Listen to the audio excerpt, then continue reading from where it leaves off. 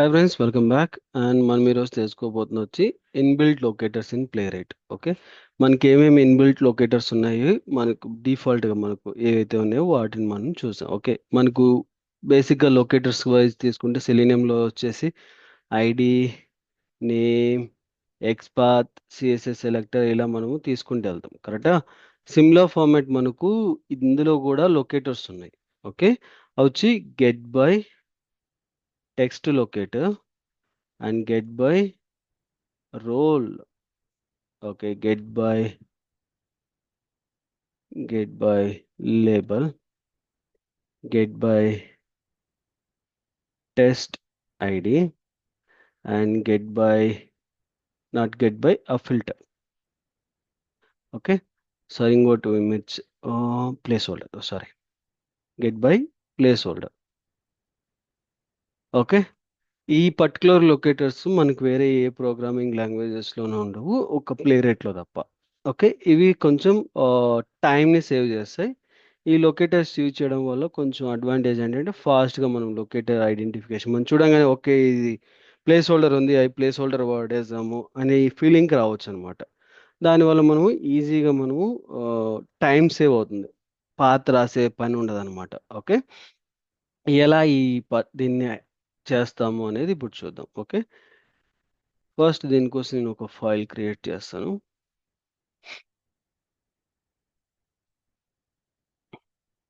09 place holder. Okay,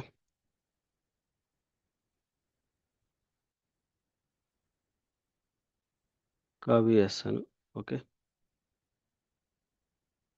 same వెబ్సైటే use చేస్తున్నాను. Okay, దీనివల్ల మనకు టైం కూడా సేవ్ అయిపోద్ది. టైం సేవ్ అనేం కాదు, సేవ్ అంతే. ఓకే, ఈజీగా ఉంటుందని చెప్పేస్తున్నాను కాబట్టి.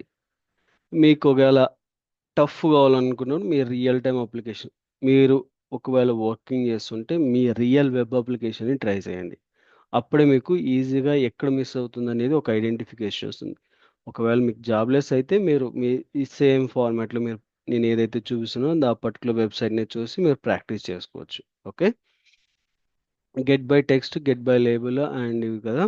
ఇప్పుడు మనము ఫస్ట్ గెట్ బై లేబుల్ చేస్తాము and get by place holder. Get by label and get by place holder.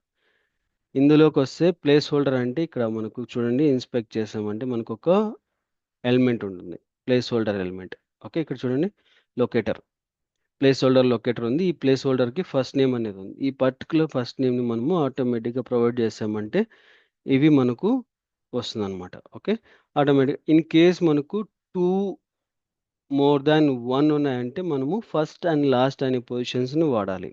Okay, ఒకవేళ ఒకటే ఉంటే డైరెక్ట్గా ప్రొవైడ్ చేస్తుంది. ఒకవేళ మోర్ దాన్ 1 ఉన్నాయంటే ఆటోమేటిక్గా మనకు ఫస్ట్ అండ్ లాస్ట్ అనే లొకేటర్స్ ఎర్రర్ వస్తుంది కంపల్సరీగా.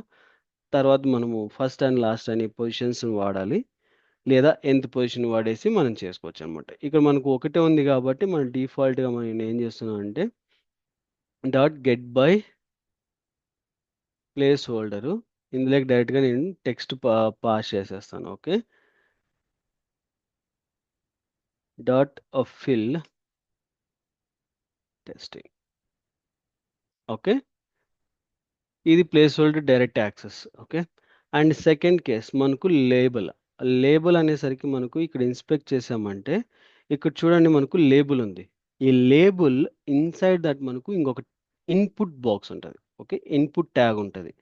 Label inside another input tag ఉండేసి దానికి ఒక వాల్యూ ఉంటే, ఇది కానీ ఇక్కడ కానీ ఈ బోత్ ద కేసెస్ ఉంటే మనకు వర్క్ అవుతుంది అనమాట ఇది.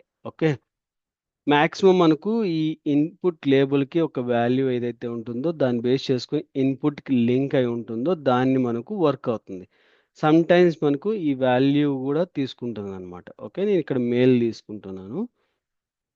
Okay, page dot get by label, ఇక్కడ టెక్స్ట్ వచ్చేసరికి మెయిల్ డాట్ క్లిక్ ఫంక్షన్. ఇప్పుడు చూడండి మనకు ఒకటి టెక్స్ట్ బాక్స్లో టెక్స్ట్ అని ప్రొవైడ్ చేయాలి అండ్ ఆల్సో చెక్ బాక్స్ అంటే రేడియో బటన్ మనకి మెయిల్ దాన్ని క్లిక్ చేయాలి. ఓకే, రెండు ఫార్మాట్స్.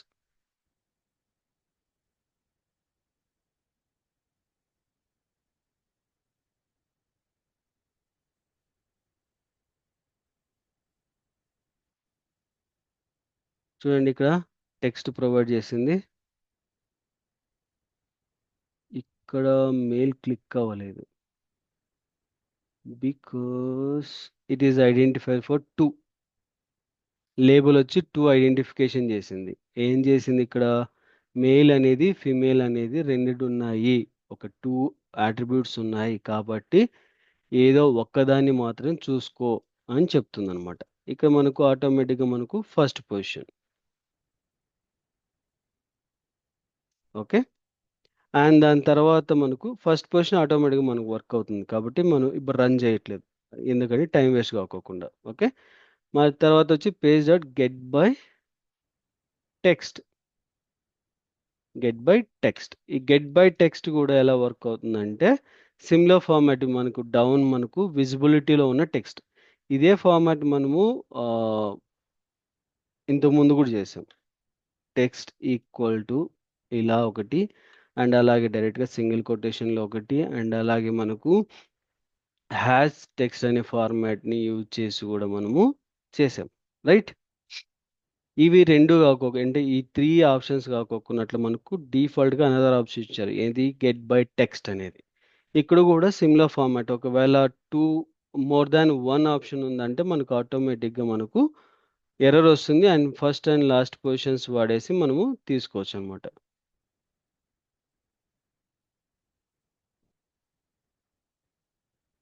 డైరెక్ట్గా సబ్మిట్ మనం ఇక్కడ ట్రై చేద్దాం. ఓకే, అండ్ మనకు స్పేసెస్ తీసేయాలి, ఇక్కడ స్పేసెస్ వర్కౌట్ అవ్వు కాబట్టి క్లిక్ ఫంక్షనాలిటీ. ఓకే, అండ్ ఇక్కడ రన్ చేద్దాం ఇప్పుడు.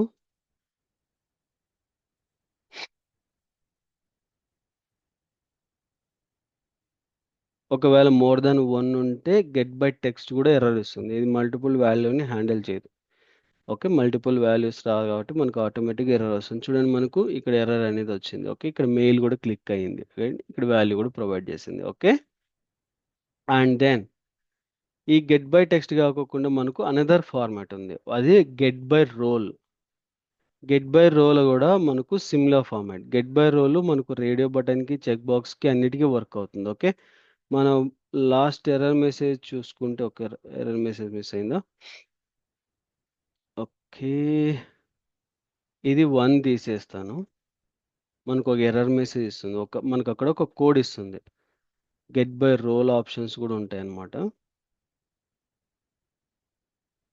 అది కూడా కొన్నిసార్లు సజెషన్ చేస్తుంది, గెట్ బై చెక్ బాక్సా లేకపోతే రేడియో బటన్ ఏది కావాలంటే అది చూస్ చేసుకో అని చెప్పేసి మనకు ఎర్రర్ మెసేజ్ కూడా ప్రొవైడ్ చేస్తుంది.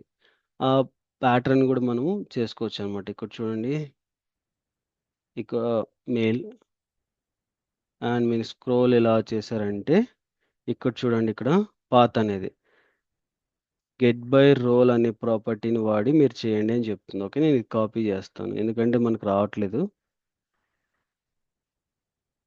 చూడండి ఇక్కడ మనకు పాత్ అనేది అదే ప్రొవైడ్ చేస్తుంది, ఎలా పాత్ వాడుకోవాలి. Get by role aerial radio button ఆ new page dot get by role option dot set name. Set name ఏం చేసాం, female.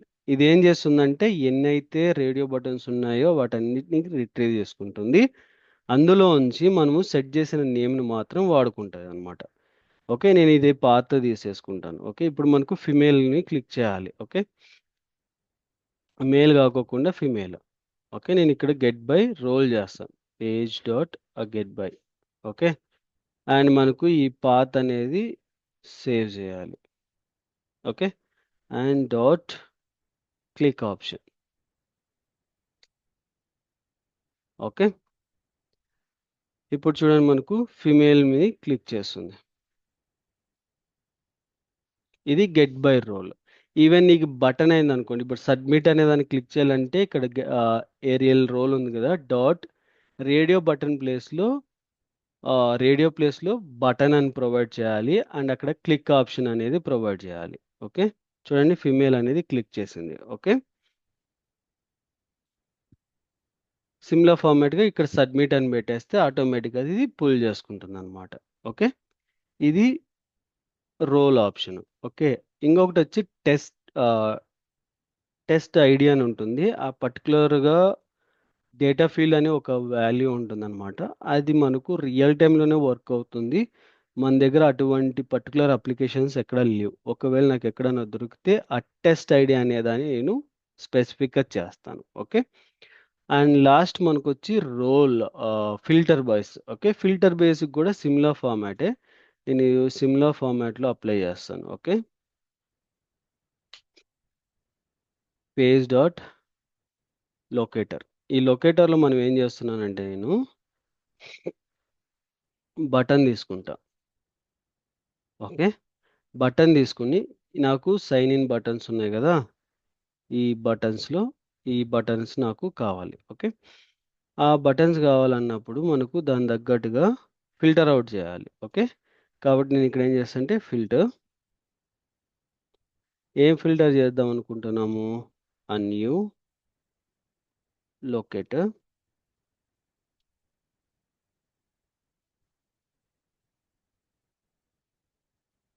Microsoft locator dot filter options. Okay. Set as a text. మనం ఏ particular text set చేస్తే ఆ particular టెక్స్ట్‌ని అది తీసుకుంటుందన్నమాట. మనం submit చేద్దాం అనుకుంటున్నాం. ఓకే.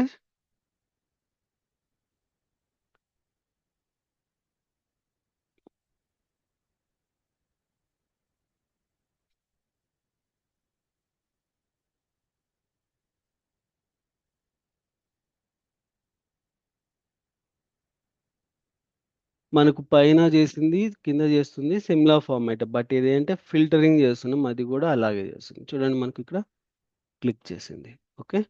ఇలా మనకు బోత్ ద కేసెస్‌లో కూడా చేయొచ్చనమాట. ఇది, ఇది సేమే. బట్ ఇదేమంటే అన్నిటిని ఒకేసారి తెచ్చుకుంటుంది. తెచ్చుకొని మనం వాల్యూ సెట్ చేస్తాం. ఇక్కడొచ్చేసరికి బటన్స్ అన్నీ కూడా వెరిఫై చేస్తాము. బట్ అందులో ఫిల్టరింగ్ చేస్తూ ఆప్షన్‌ని వెరిఫై చేస్తాం. అంతే తేడా. Both achievements are same. కానీ వే ఆఫ్ రైటింగ్ అనేది డిఫరెంట్‌గా ఉంటుందన్నమాట. But way of going and clicking అనేది అంతా కూడా సేమే. ఓకే. ఐ హోప్ మీకు ఎంటైర్ ఇన్ఫర్మేషన్ హెల్ప్ అవుతుందనుకుంటున్నా. Please do subscribe and share to your friends and colleagues. Thank you.